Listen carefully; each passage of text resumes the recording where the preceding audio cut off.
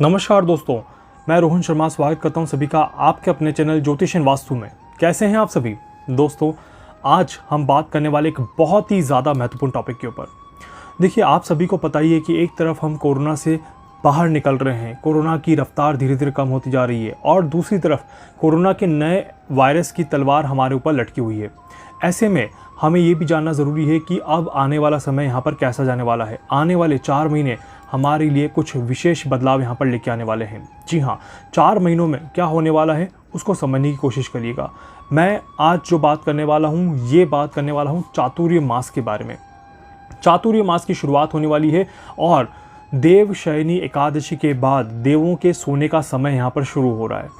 जब देव सो जाते हैं और चातुर्य मास आरंभ हो जाता है, तब क्या क्या चीज़ें होती है उसको आज हम समझने की कोशिश करेंगे। देखिए, चातुर्य मास का मतलब क्या होता है? चातुर्य मास का मतलब होता है चौमासा या 4 महीने का समय। इसको बोला जाता है 4 महीने का समय। पुराणों में ऐसा लिखा गया है कि ये 4 महीने का जो समय होता है, ये देश और दुनिया के लिए बहुत ही ज़्यादा महत्वपूर्ण समय होता है।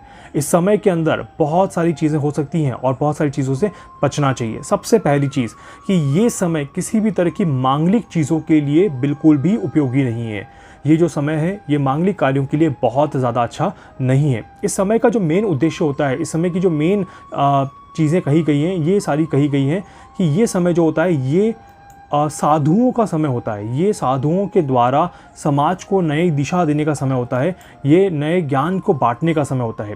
देवशयनी एकादशी को पद्म एकादशी भी कहा जाता है, और पद्मनाभ एकादशी के दिन आप देखते हैं कि देव सो जाते हैं। उसके बाद किसी भी तरह का मांगलिक कार्य, शादियाँ, मुंडन संस्कार ये नहीं किए जाते। तो आने वाले 4 महीने के लिए हम सभी के लिए कहीं ना कहीं शादियां बंद हो जाएंगी, मुंडन संस्कार बंद हो जाएंगे। साथ ही साथ सन्यासियों और साधुओं द्वारा समाज का मार्गदर्शन किया जाए, ऐसे कहीं ना कहीं चीज़ें बनती हैं। सो इसीलिए इन चातुर्य मास में गंगा स्नान करना, नए नए उपदेशों को बाहर निकालना, नए उपदेशों को देना, समाज को नई जागृति देना, इस तरह की चीज़ें कहीं ना कहीं होती हुई दिखाई देती हैं। और ऐसा भी कहा गया है पुराणों में कि इन 4 महीनों में इंसान को हमेशा सत्य बोलने की और सही राह पर चलने की सलाह दी गई है। अगर आप सत्य बोलते हो, सही राह पर चलते हैं इन 4 महीनों में, तो आपका पूरा जो साल रहता है वो काफ़ी हद तक बैलेंस रहता है। ये जो 4 महीने हैं, इन 4 महीनों में नेगेटिविटी बहुत ज़्यादा प्रबल रहती है, बहुत ज़्यादा हाई रहती है, और कहीं ना कहीं नेगेटिविटी या नकारात्मक शक्तियों का जो प्रभाव होता है वो धीरे धीरे बढ़ने लगता है। उस कारण से पॉजिटिविटी कहीं ना कहीं कमज़ोर पड़ जाती है, और उसी के कारण से हम बहुत ज़्यादा परेशान हो जाते हैं। तो ये चातुर्य मास आप सभी को भी परेशान कर सकता है, आप सभी को भी नेगेटिव बना सकता है। इसी बीच में चातुर्य मास जो है वो 2 चीज़ों के लिए और भी ख़राब होता है। पहली चीज़ होती है नेगेटिविटी बढ़ेगी, बीमारियां बढ़ती हैं, और अननेसेसरी की ट्रबल समाज में कहीं ना कहीं बढ़ती हुई दिखाई देती है। और ऐसा भी कहा गया है कि नई बीमारियां बढ़ना, या नई बीमारियों का फैलना, या वायरस का फैलना, या फिर किसी भी तरह के इन्फेक्शंस को एक जगह से दूसरी जगह तक पहुंचना, इसके लिए चातुर्य मास का बहुत बड़ा योगदान रहता है। अगर चातुर्य मास में हम थोड़ा सा भी लापरवाही करें तो यहाँ पर होने वाली हर एक चीज़ कहीं ना कहीं नेगेटिव इम्पैक्ट ज़्यादा देगी। तो उस कारण से हमें ज़्यादा परेशानियां हो सकती हैं। कहने का मतलब है कि चातुर्य मास में रोग प्रतिरोधक क्षमता जो होती है वो इंसान की कम हो जाती है, और नेगेटिविटी जो है वो इंसान की कहीं ना कहीं बढ़ने लग जाती है। आज के समय में जहाँ पर कोरोना फैल रहा है, उस समय में ये कयास बिल्कुल लगाए जा सकते हैं कि इस चातुर्य मास में कहीं ना कहीं नेगेटिविटी बढ़ने के संकेत यहाँ पर क्लियरली दिखाई देते हैं। अब देखिए, सेम टाइम पे हमारा वो वाला टाइम फ्रेम भी आ रहा है जो कि ये दिखाता है कि सितंबर के आसपास कोरोना की तीसरी वेव हिट कर सकती है।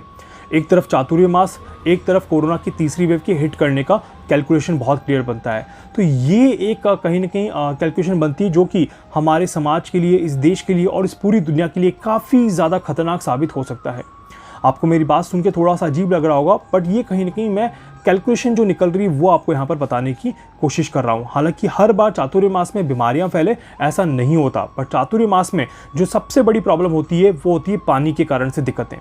पानी की बीमारियां, पानी के कारण से दिक्कतें, या लिक्विड फॉर्मेट में कोई ना कोई दिक्कत, कोई ना कोई परेशानियां यहाँ पर होती ही होती है। लास्ट ईयर भी मैंने कहा था कि मलेरिया के कुछ केसेस यहाँ पर धीरे धीरे आने लग जाएंगे और पानी से रिलेटेड इश्यूज यहाँ पर बनने लगेंगे। और इस बार भी मैं कहूँगा कि ये जो समय चल रहा है इसमें वाटर रिलेटेड इश्यूज या लिक्विड रिलेटेड इश्यूज कहीं ना कहीं हो सकते हैं।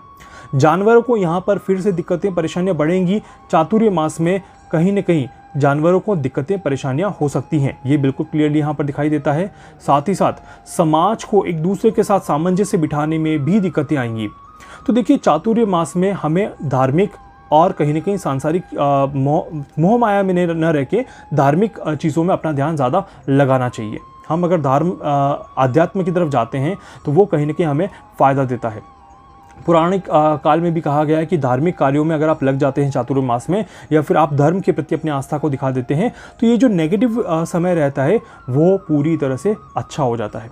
और वैसे भी कोरोना काल के कारण यहाँ पर अगर हम देखें तो 2 साल जो अभी तक निकले हैं, इसमें हर एक कहीं ना कहीं अच्छी चीज़ में दिक्कतें परेशानियाँ आई हैं। और चातुर्य मास में भी इसी तरह की दिक्कतें परेशानियाँ फिर से कहीं ना कहीं दिखाई देती है।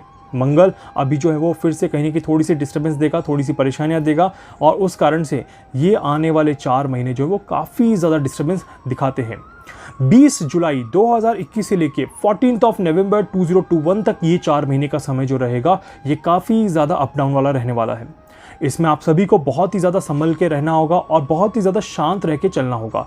जो मैं कब से कहता हुआ आ रहा हूँ कि रिलेशनशिप में दिक्कतें परेशानियाँ आ सकती हैं, ये 4 महीने आप सभी के रिलेशनशिप के लिए बहुत ज़्यादा महत्वपूर्ण है, बहुत ज़्यादा इंपॉर्टेंट है। ये 4 महीने अगर आपने आराम से निकाल दिए तो फिर लाइफ आपकी सिक्योर हो जाएगी, लाइफ आपकी संभल जाएगी। और यही 4 महीने होंगे जहाँ पर आप नेगेटिव डिसीजंस ले सकते हैं, डिवोर्स की बातें कर सकते हैं, डिवोर्स के बारे में सोच सकते हैं और अपने रिलेशनशिप को हार्म आप कर सकते हैं।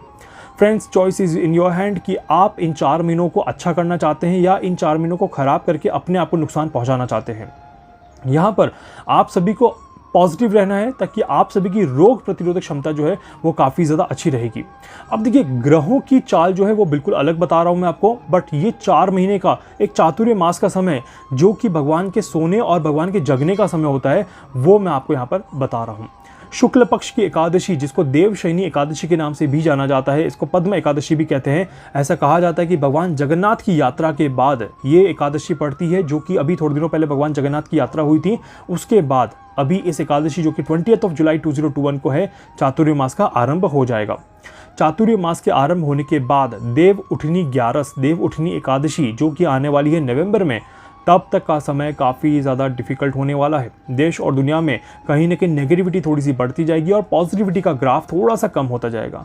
तो ऐसे समय में हमें भगवान की आराधना में लगना चाहिए। और इस समय, क्योंकि भगवान विष्णु के लिए ये समय बहुत ज़्यादा महत्वपूर्ण माना जाता है, भगवान शिव के लिए ये समय बहुत ज़्यादा महत्वपूर्ण माना जाता है, इसीलिए ये 4 महीने आपको ब्रह्मा विष्णु महेश की आराधना करनी चाहिए।